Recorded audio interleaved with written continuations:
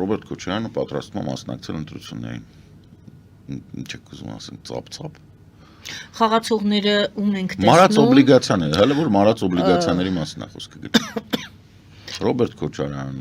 Թաթոյան, ասենք ինչ։ Տեսեք։ Ժամանակները փոխվել են։ Ահա։ Ինամարկ, Mercedes, ու իրենց վաղտ sense բան չկար։ Դար է փոխվում։ Դարը փոխվել է, դարի կես ավելի մոտիկ է, քան դարի սկիզբը։ Իսկ իրանք նախնադարից են։ Գոյություն չունի այնպիսի իրավիճակ, որ Ռոբերտ Քոչարյանը 21-րդ դարի երկրորդ քառորդին համահունչ ինչ որ մի բան ասի կամ անի, բացառվում է ուղղակի։ Նույնիսկ իր շրջապատում տես մարդ չկա։ Նույնիսկ այն որ իրանց ձևերով են ուզում բան անեն, գալիս են որ Վանաձորում ասում են որ պիտի գործարաններ բացեն, այս քաղաքում պիտի գործարաններ լինեն, հա, ինչ որ sense քարտեզ չունեն։ Էլի եմ ասում, որ քարտեզ արեք, քարտեզ իսկական տնտեսական։ Տեսեք որ ոչ մի բան ձեր ասածներից չի լինելու, չի կարա լինի։ Ուղղակի չի կարող լինել։ Որտեվ կառավարման ձևերը, տնտեսական զարգացումը, էներգիայի սպառումը եւ այլն, սուտ է։ Իրանք սա մարած օբլիգացիաներ են։ Իմաստ չունի նույնիսկ քննարկել։ Իրանք կարող են մասնակցել ընտրություններին։ Ընտրությունների Հայաստանը, ինչպես ասում էր մեր ժամանակվա ընկերներից մեկը, Ուկրաինայի ժամանակավոր աղմտարմատորը Հայաստանը ազատ երկիր է։ Ով ինչ ուզում անում։ Հայաստանում ասենք բազմաթիվ կուսակցություններ կան, որոնք գործում են երևի 1993 թվական։ Ну, մեկը գոնե գործում է, թիվ 1-ը դա հանրապետական կուսակցությունն է, իր բանը վկայականը թիվ 1-ն է։ Սրա հիշում եմ պատմությունը։ Հələ Աշոտ Նավասարդյանն էր ասում, իմ կուսակցությունը թիվ 1-ը։ Հիշեցնեմ, որ Նավասարդյանը ստեղծած կուսակցություն անկա։ Խոսքը նրա մասին բազմաթիվ կուսակցություններ ով էս կարա մասնակցի։ Պրոբլեմը նրանում է, որ ժողովուրդը ինչ որ մի պահ մոռանում է, որ ինքը պետք է գնա ընտրելու ոչ թե այն մտքով, թե ով է ինչ է, խի է,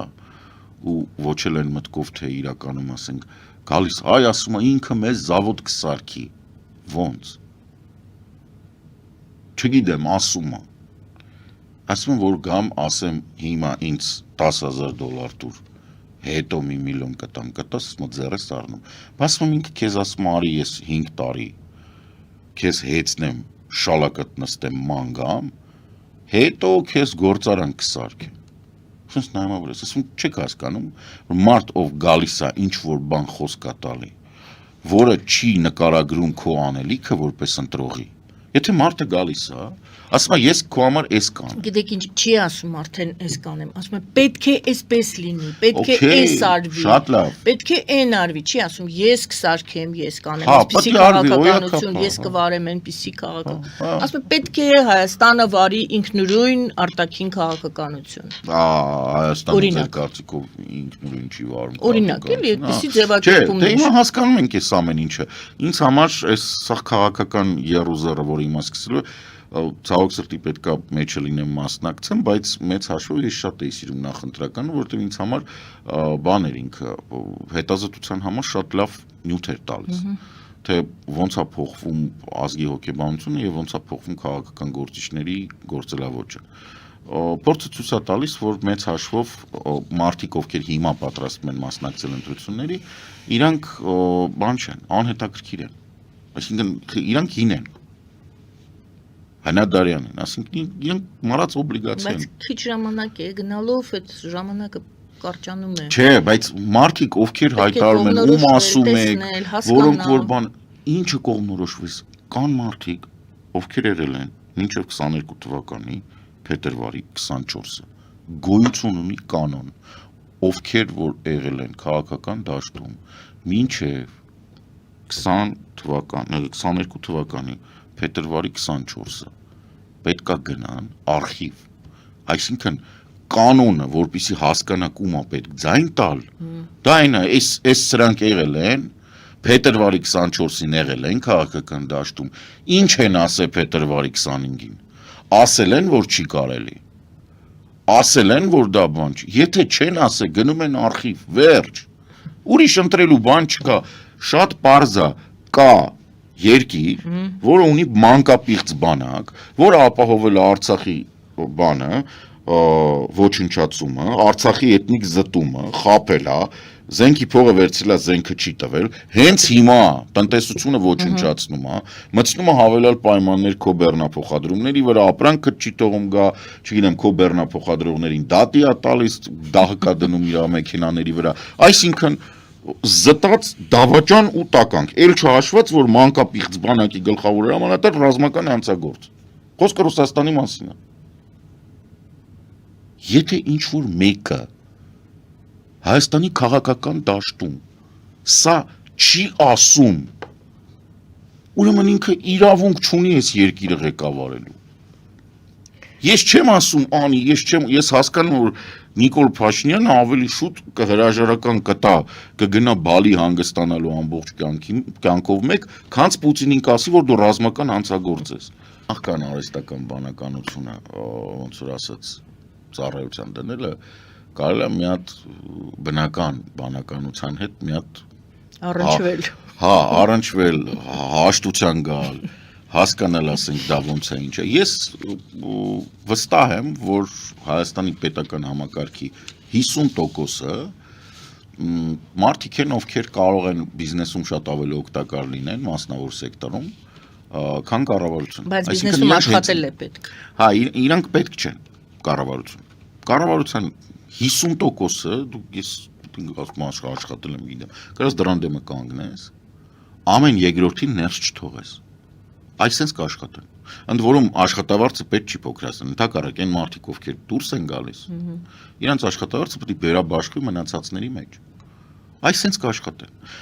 Արհեստական բանականություն կարաս կիրառես, արհեստական բանականության այդ բանը ինքը բանի համար է, այս ինչ որ տենց տեղեկատվական աղմուկ ստանալ եւ ստանալ ուշադրություն։ Չէ, կատակ չեն կանում, ինքը կարա գործի։ Ինքը իրականում բավականին կարևոր գործողություններ կարելի է թողնել արհեստական բանականությանը, բայց արհեստական բանականությունը, որին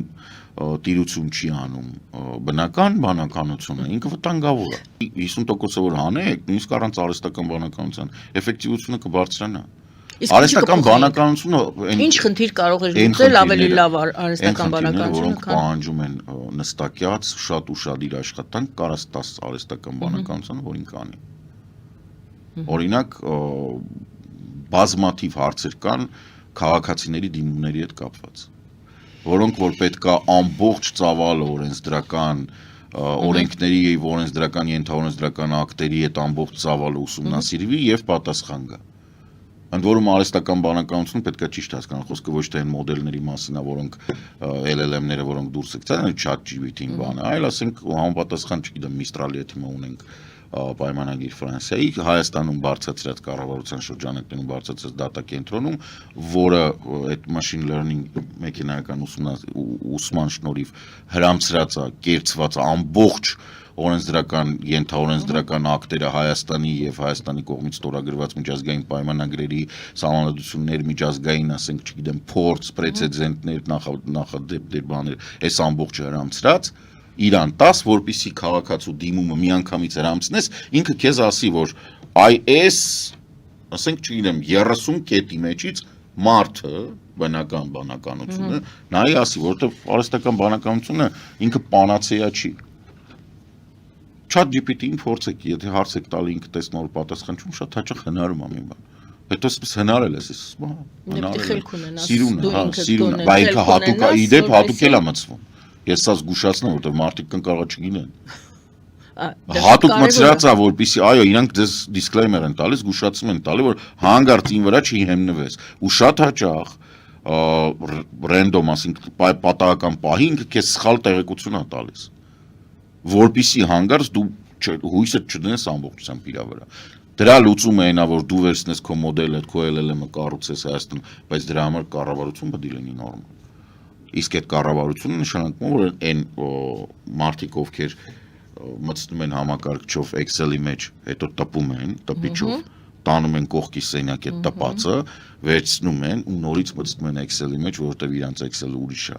ոչ թե ներքին ցանցով են ուղարկում, այդ մարդկանց 90%-ին կարելի է ուղարկել ասել շնորհակալություն, թոշակի կամ ասենք, չգիտեմ, հացի փուր, չգիտեմ, խմորեղեն թխեք, գնացեք ինչ-որ մի գործարանում աշխատեք, գործավարություն արեք, որովհետև կառավարության աշխատանքը, կառավարությունը դարձել է Հայաստանում բան։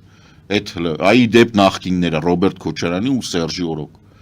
դա դարձել է մի տեղ, որտեղ որ իրանց համար ձայներ էր գեներացվում, ինկուբատոր էր ձայների։ Սոցիալական բաներ, բագաձելն է։ Մարդ էին գործել, բա ինչ անում, օգտագործում։